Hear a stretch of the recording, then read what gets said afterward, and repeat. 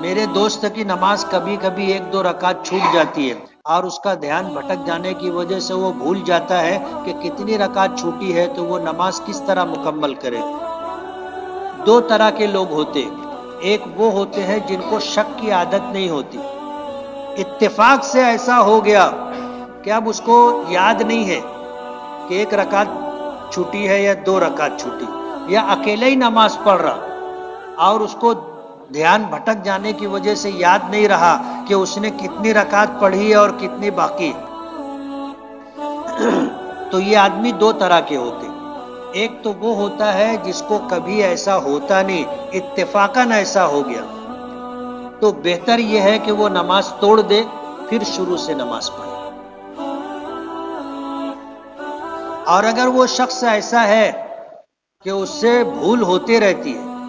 اور اکثر ایسا ہوتا کہ اس کو جو ہے نماز پڑھتے پڑھتے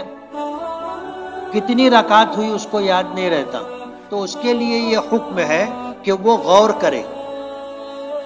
کہ کیا ہوا، 2 رکعت پڑھا یا 3 رکعت پڑھا۔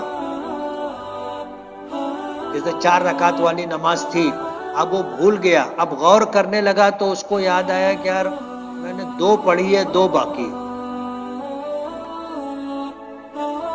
اور یہ بھی اس کو جو ہے گمان ہے کہ میں نے 3 پڑھ لی ہے، 1 باقی، تو کیا کرے؟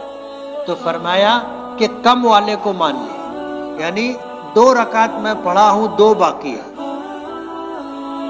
اس کو مان کر کے اس کے مطابق اپنی نماز پوری کرے اور آخر میں التحیات پڑھ کر کے سجدہ سہو کر کے سلام پھیرے۔